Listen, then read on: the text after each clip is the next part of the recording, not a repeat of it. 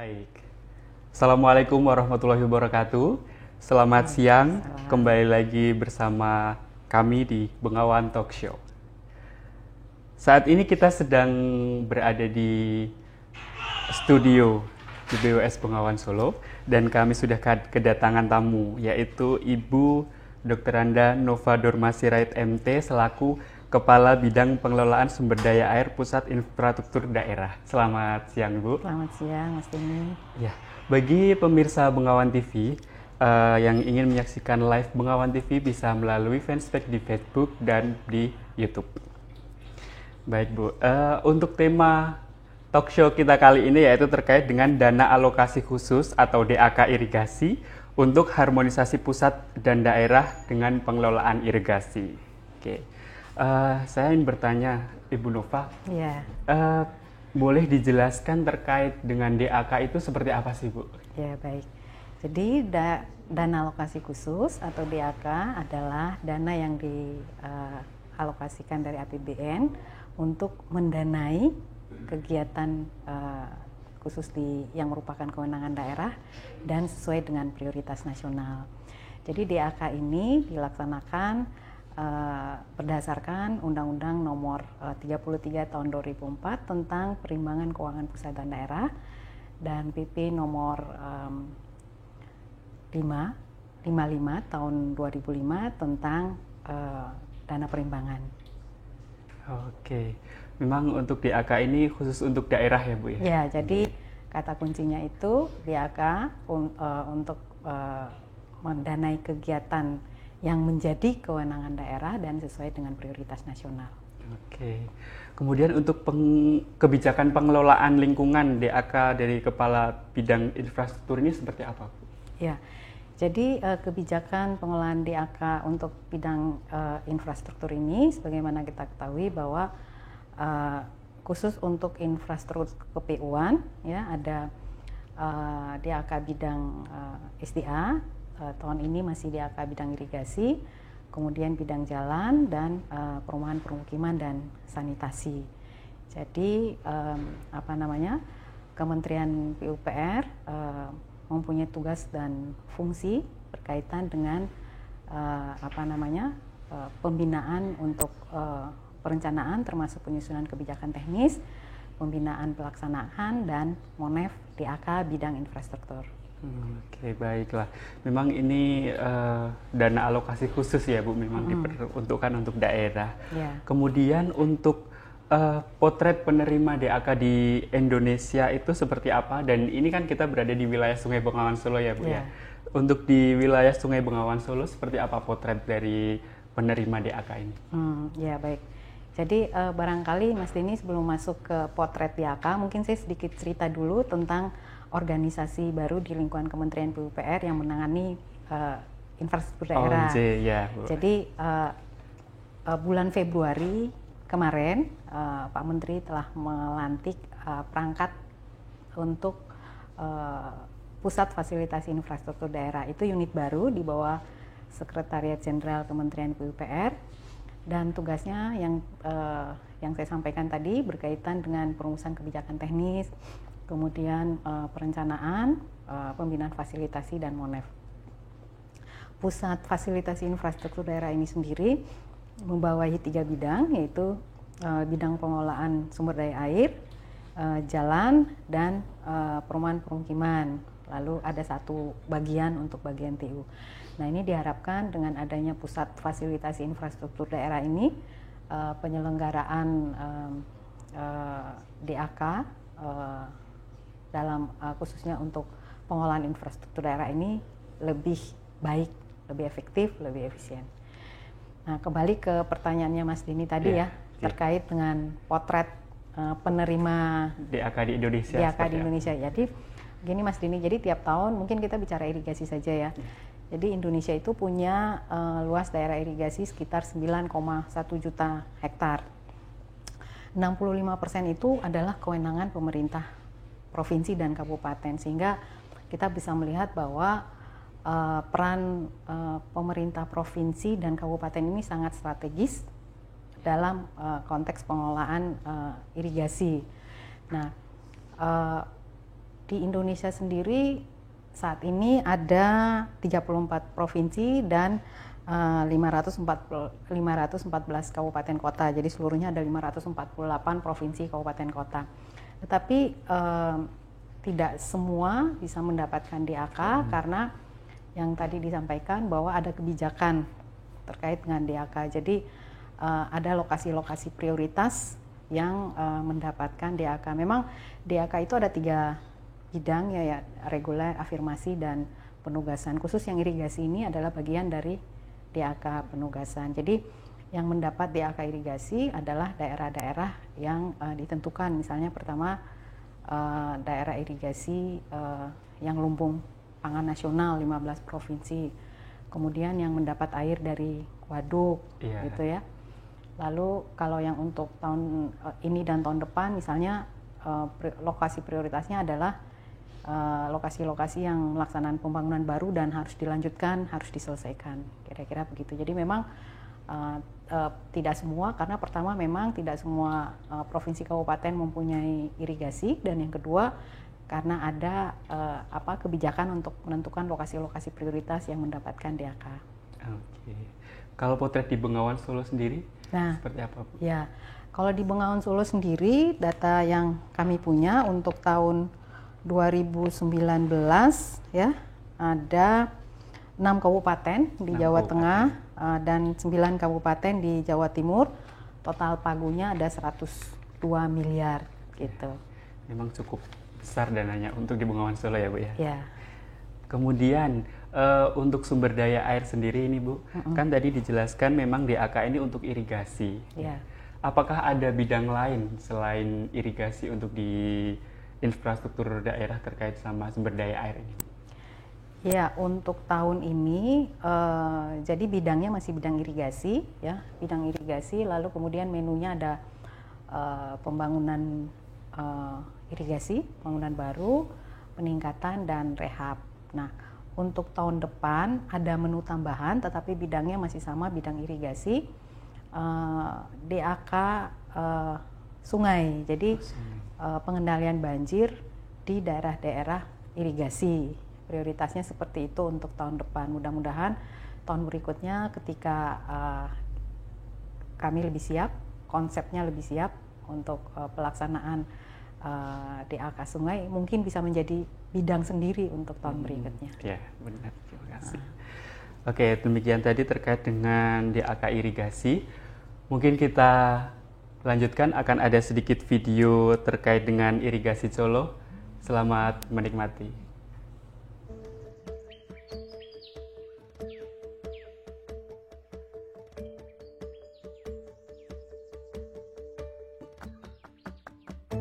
Nama saya Sumarno, pekerjaan saya petani. Saya sudah umur 56 tahun. Sebelum ada irigasinya, dulu itu memang susah mencari air dari sana. Masalahnya apa? Airnya tidak mencukupi untuk menanam padi. Nah, karena nama saya Sutarno, aktivitas sehari-hari ya jadi petani ini. Untuk budidaya yang kita tanam selama ini ya padi. Saya itu sudah menjalani kegiatan bekerja sebagai petani itu ya sudah kurang lebih dari 15 tahun lebih. Waktu itu bukan kami, sosial ekonomi kami ya masih ya cukup untuk makan aja. Nah, karena waktu itu tanahnya masih kering. Jadi 1 tahun itu hanya bisa panen 2 kali kalau hujannya panjang. Kalau kemaraunya agak lama ya cuma 1 kali.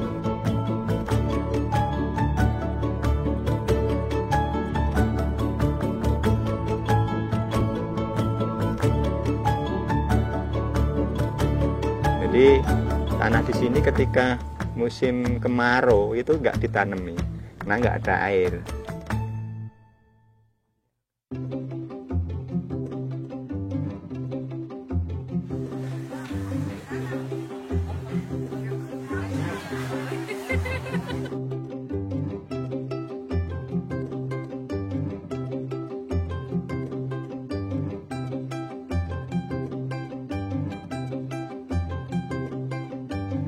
Sekarang itu 3 kali, yang NT3-nya itu bagus sekali.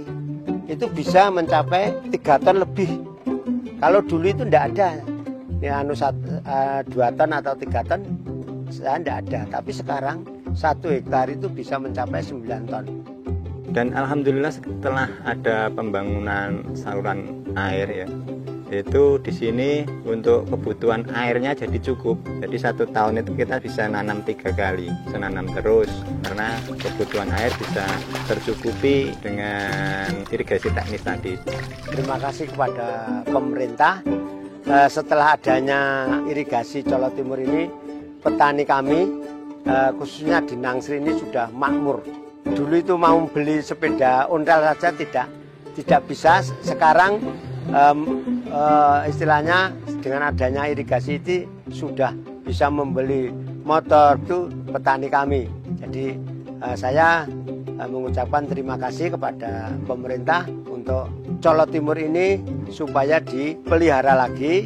Mari kita jaga, kita pelihara bersama-sama, kita manfaatkan bareng-bareng fasilitas irigasi yang sudah ada ini agar kita nanti bisa tercukupi untuk kebutuhan-kebutuhan airnya.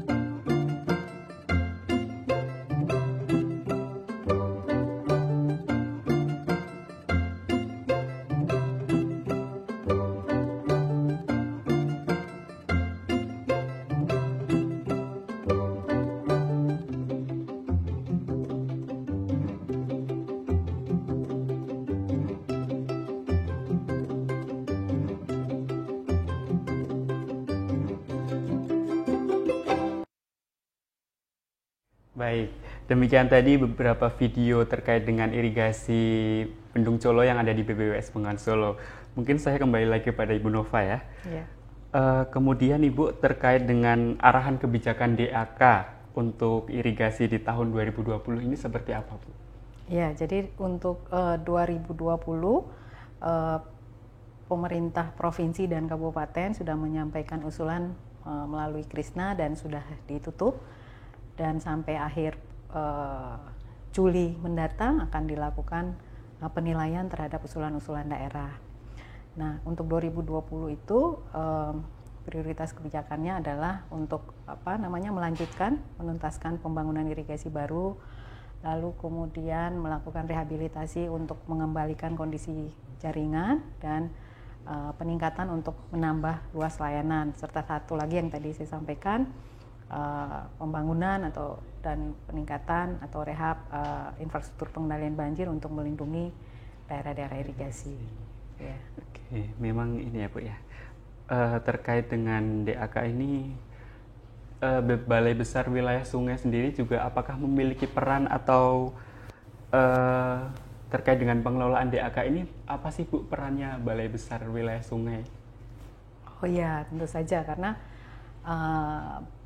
Balai Besar atau Balai Wilayah Sungai merupakan UPT kementerian di daerah, artinya tugas-tugas kementerian pun dilaksanakan oleh BBWS. Jadi mulai dari perencanaan, semua usulan pemerintah provinsi dan kabupaten itu harus diverifikasi oleh BBWS, artinya BBWS harus mengetahui usulan-usulan disampaikan dan secara teknis memenuhi syarat.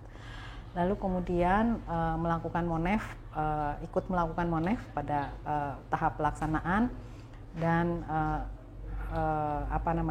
melaporkan. Jadi di daerah memang ada tim koordinasi yang dibentuk di daerah yang diketuai oleh Bapeda, tetapi peran BBWS sebagai instansi UPT di daerah itu tetap sebelum semua proses verifikasi di Jakarta diselesaikan. Jadi harusnya diselesaikan di tingkat balai dulu.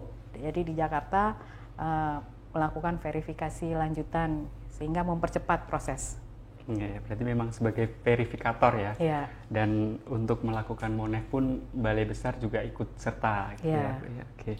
Kemudian untuk harapan ke depan tentang DAK ini seperti apa, Bu? Ya.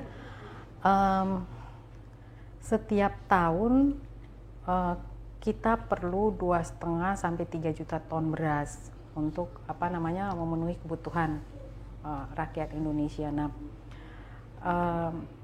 produksi beras dalam negeri ini menjadi prioritas utama. Jadi salah satu nawacita pemerintah untuk mendukung kedaulatan pangan.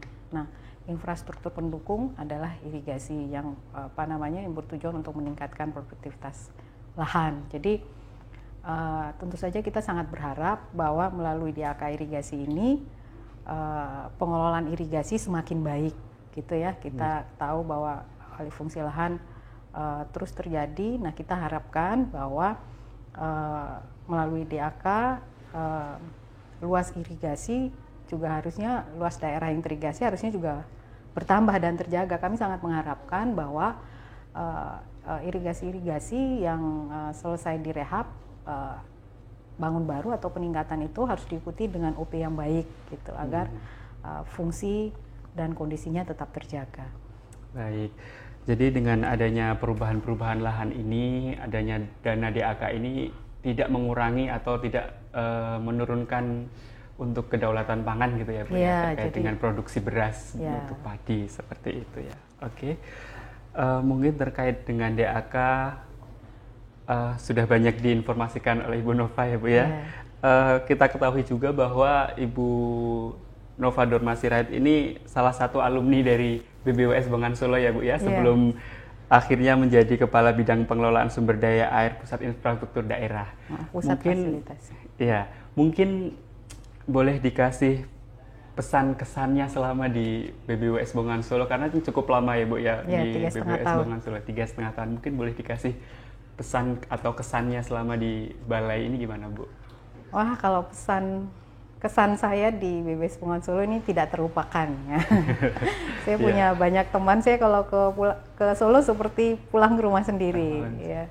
Sudah seperti keluarga ya Bu ya? Ya. Iya, saya punya teman yang, karena pada saat saya di sini hampir semua pejabat struktural terutama yang sama dengan saya Salon 3 itu dari luar gitu ya. Ya bukan orang Solo gitu. Jadi seperti ya kawan jadi merasa kita harus bekerja sama, kita harus semangat bersama gitu kira-kira. Jadi tidak terlupakan. Tidak terlupakan. Walaupun memang sudah beda, tapi kita tetap bekerja bersama ya Bu ya. Iya, tetap bekerja bersama. Oke. Mungkin sekian untuk Bengawan Talk Show kali ini.